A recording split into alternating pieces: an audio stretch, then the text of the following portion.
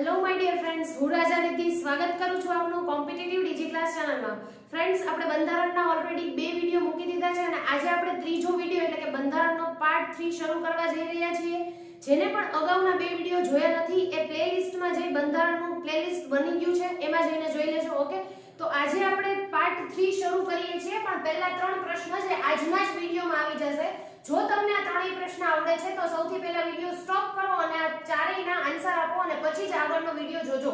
પહેલા પોતાની રીતે ટ્રાય કરો આન્સર આપવાની. સૌથી પહેલો પ્રશ્ન છે બ્રિટિશ સંસદનો ભારત માટેનો સૌથી છેલ્લો એક્ટ કયો હતો?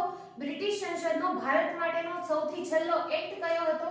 બીજો પ્રશ્ન છે કે બંધારણ સભામાં સૌથી વધુ સીટો પ્રાપ્ત કરનાર દેશી રજવાડું કયું હતું? અને ત્રીજો પ્રશ્ન છે કે બ્રિટિશ ભારતમાં સૌથી મોટું દેશી રજવાડું કયું હતું? અને લાસ્ટ ચોથો પ્રશ્ન છે બંધારણ સભામાં ધારાકીય કાર્યો માટેના અધ્યક્ષ કોણ હતા? બંધારણ સભામાં ધારાકીય કાર્યો માટેના અધ્યક્ષ કોણ હતા? આ 4 પ્રશ્નોના જવાબ આપો અને ત્યારબાદ આગળનો વિડિયો જોવો. પહેલા વિડિયો પોઝ કરો અને કોમેન્ટમાં આન્સર લખો અને પછી જ આગળનો વિડિયો જોજો. ઓકે ફ્રેન્ડ્સ, તો એ 4 પ્રશ્નોના જવાબ તમે ખૂબ સરસ આપી દીધા એવું હું માનું છું. તો ચલો શરૂ કરીએ. આજનો આપણો ટોપિક જે છે કે ભારતનો, મેં તમને સૌથી પહેલો પ્રશ્ન પૂછેલો હતો કે ભારતનો બ્રિટિશ સંસદનો ભારત માટેનો સૌથી છેલ્લો એક્ટ કયો હતો? તો એ તમારો પહેલો આન્સર છે કે ભારતીય સ્વતંત્રતા ધારો 1947. એ તમારો પહેલો આન્સર. તો આપણે ચલો એ જોઈએ કે એની અંદર જોગવાઈઓ શું હતી. સૌથી પહેલા તો ભારત સ્વતંત્રતા ધારો જે 1947 માં આવેલો છે, જેનાથી આપણને આઝાદી મળેલી છે. તો ચલો એમાં જોઈએ કે એમાં શું જોગવાઈઓ છે. સૌથી પહેલા તો કે બ્રિટિશ સંસદનો ભારત માટેનો સૌથી છેલ્લો એક્ટ કયો તો કે 1947 નો. બીજી એમાં શું જોગવાઈ હતી તો કે ભારત અને પાકિસ્તાનનું વિભાજન થઈ ગયું. અને દેશી રિયાસતોને 3 અધિકારો આપવામાં આવ્યા. કયા 3 અધિકારો? કે કાં તો એ ભારત સાથે જોડાય, કાં પાકિસ્તાન સાથે જોડાય અને કાં તો પોતે સ્વતંત્ર રહેશે. એના પછી થર્ડ જોઈએ કે ભારત સ્વતંત્રતા ધારાનો પ્રસ્તાવ કયા દિવસે મૂકવામાં આવ્યો? તો કે 4 જુલાઈ 1947. આ પ્રશ્ન તમારા માટે મોસ્ટ આઈએમપી. કયા દિવસે પ્રસ્તાવ મૂકવામાં આવ્યો?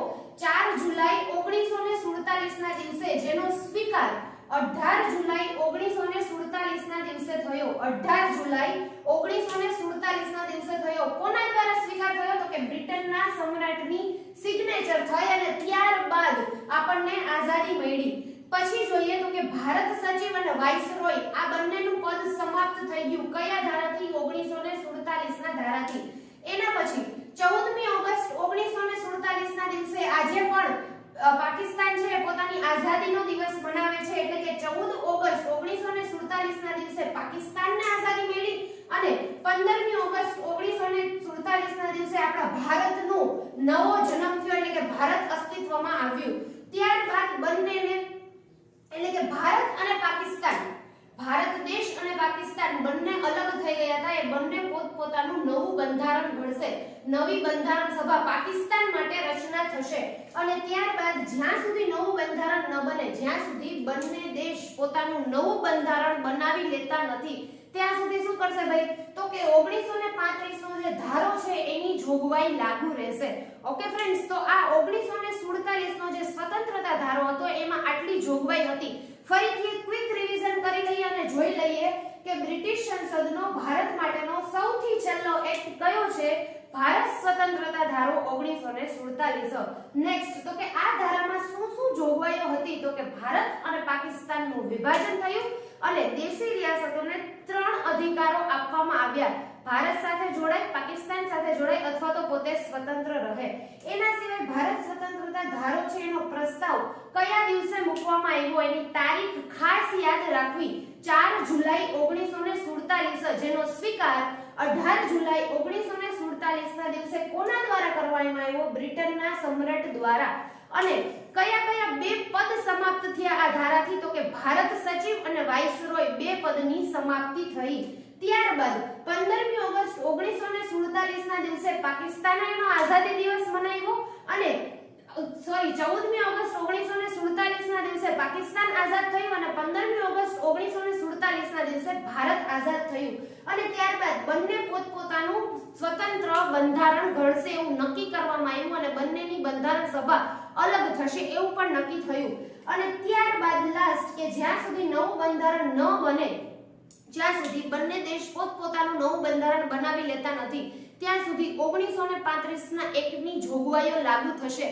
હવે આપણે આગલા વિડિયોમાં જોયું હતું કેબિનેટ મિશન જે 1946 માં ભારતમાં આવ્યું હતું જેના દ્વારા આપણે બંધારણ સભાની સ્થાપના કરેલી છે.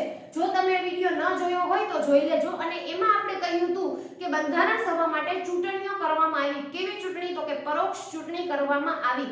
તો એ ચૂંટણીમાં બંધારણ સભામાં સૌથી વધુ સીટ કયા પ્રાંતમાંથી હતી? સૌથી વધુ સીટ કયા પ્રાંતમાંથી હતી? આ ક્વેશ્ચન પણ આપણને પૂછાઈ શકે. તો એ છે સંયુક્ત પ્રાંત. કયો પ્રાંત છે? સંયુક્ત પ્રાંત. હાલમાં આવો નામનો કોઈ પ્રાંત નથી પણ એનું નામકરણ યુપી એટલે કે ઉત્તર પ્રદેશ આપણે ઓળખીએ છીએ જે 1950 માં થયેલું છે. ઓકે ફ્રેન્ડ્સ, નેક્સ્ટ જોઈએ કે બંધારણ સભામાં એ સમયે દેશી રજવાડા પણ હતા. તો બંધારણ સભામાં સૌથી વધુ સીટ પ્રાપ્ત કર્યું હોય એવું દેશી રજવાડું કયું? તો કે એ છે મૈસૂર. ઓકે, મૈસૂર. પણ એ સમયનું પહેલા જ વિડિયોમાં પ્રશ્ન પૂછેલો કે એ સમયનું સૌથી મોટું દેશી રજવાડું કયું હતું? તો એમાં તમારો આન્સર આવે હૈદરાબાદ. હવે હૈદરાબાદમાંથી શું કામ કોઈ ચૂંટાઈને નહોતા આવ્યા? તો કે હૈદરાબાદના જે નિઝામ હતા એને ભારત અને પાકિસ્તાનથી સ્વતંત્ર રહેવું હતું, કોઈની પણ સાથે જોડાવું હતું નહીં. બરાબર. અને ત્યારબાદ આઝાદ ભારતની પ્રથમ સંસદ કોને માનવામાં આવતી? આઝાદ ભારતની પ્રથમ સંસદ કોને ગણવામાં આવતી? તો કે એમાં તમારો આન્સર આવશે બંધારણ સભા. એમાં તમારો આન્સર આવશે બંધારણ સભા. હવે જોઈએ કે બંધારણ સભાએ એની કામગીરી શરૂ કેવી રીતે કરેલી? બંધારણ સભાની કામગીરી કેવી રીતે શરૂ થયેલી? તો કે સૌથી પહેલા બંધારણ સભાની પ્રથમ બેઠક કયા દિવસે મળી એ આપણા માટે ખૂબ જ કામનું 9મી ડિસેમ્બર 1946 ના દિવસે. 9મી ડિસેમ્બર 1946 ના દિવસે. કેટલા સભ્યો હતા હાજર? તો કે 211 સભ્યો હતા. આ 211 સભ્યોએ ભેગા થઈને શું કર્યું? તો કે ચા પાણી નાસ્તો કર્યા નહીં, એના સિવાય પણ કામ કર્યું. શું કામ કર્યું? તો કે અસ્થાયી અધ્યક્ષની નિમણૂક કરી. અસ્થાયી અધ્યક્ષ એટલે કે હાલનું આપણું જે પદ છે પ્રોટેમ સ્પીકર, વરિષ્ઠ જે વ્યક્તિ હોય એને પહેલી સભા હોય એમાં પ્રોટેમ સ્પીકર તરીકે બનાવવામાં આવે. એવી જ રીતે જ્યારે બંધારણ સભા બની ત્યારે આપણે એક અસ્થાયી અધ્યક્ષની નિમણૂક કરી જે હતા ડોક્ટર સચ્ચિદાનંદ સિન્હાની અસ્થાયી અધ્યક્ષ તરીકે 9મી ડિસેમ્બરના રોજ નિમણૂક થયેલી. નેક્સ્ટ જોઈએ કે દ્વિતીય બેઠક.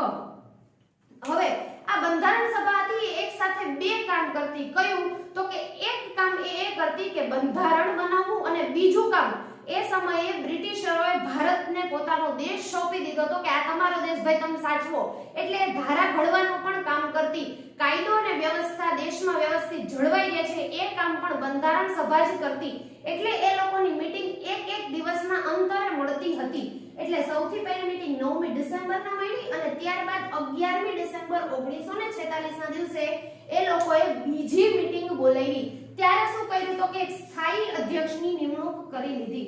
એ સ્થાયી અધ્યક્ષ એટલે કોણ? તો કે આપણા ભારત દેશના સૌપ્રથમ રાષ્ટ્રપતિ એટલે કે ડોક્ટર રાજેન્દ્ર પ્રસાદની બંધારણની બીજી બેઠક બોલાવી ત્યારે અસ્થાયી અધ્યક્ષ તરીકે નિમણૂક કરી ડોક્ટર રાજેન્દ્ર પ્રસાદની. ત્યારબાદ એના સિવાય બીજું શું કર્યું? તો કે અધ્યક્ષની તો નિમણૂક કરી, સાથે સાથે ઉપાધ્યક્ષની પણ નિમણૂક કરી. એ ઉપાધ્યક્ષનું નામ શું? અધ્યક્ષનું નામ બધાને ખબર હોય, ઉપાધ્યક્ષનું નામ જ આપણને આવડવું જોઈએ. એ છે હરેન્દ્ર કુમાર મુખર્જી. આપણે આને શોર્ટમાં કહીએ છીએ એચ.સી. મુખર્જી. ઓકે. અને ત્યારબાદ બંધારણ સભાની ત્રીજી બેઠક 13મી ડિસેમ્બર 1946 ના દિવસે. કયા દિવસે? 13મી ડિસેમ્બર 1946 ના દિવસે.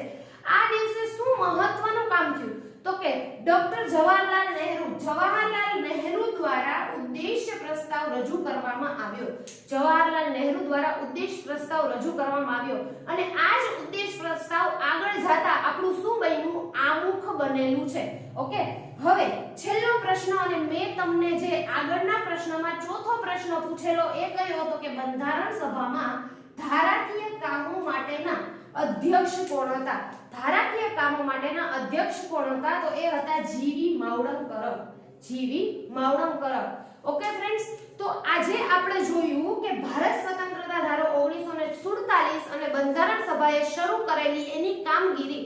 હવે બંધારણ સભાએ બનાવેલી જુદી જુદી કમિટીઓ પણ આપણા માટે ખૂબ જ કામની છે, જે આપણે નેક્સ્ટ વિડીયોમાં જોવાના છીએ. અને એમાં પણ સૌથી વધુ આઈએમપી પ્રારૂપ સમિતિ, જે આપણે ઇન ડિટેલ નેક્સ્ટ વિડીયોમાં ચર્ચા કરશું. ત્યાં સુધી તમે આ વિડીયો જોવો. આગળનો વિડીયો ન જોયો હોય તો એ પણ જોઈ લો અને આ વિડીયોને લાઈક કરો, શેર કરો અને અમારી ચેનલને સબસ્ક્રાઇબ કરો અને તમારા વધુને વધુ મિત્રોને આ વિડીયો શેર કરો. Thank you so much friends.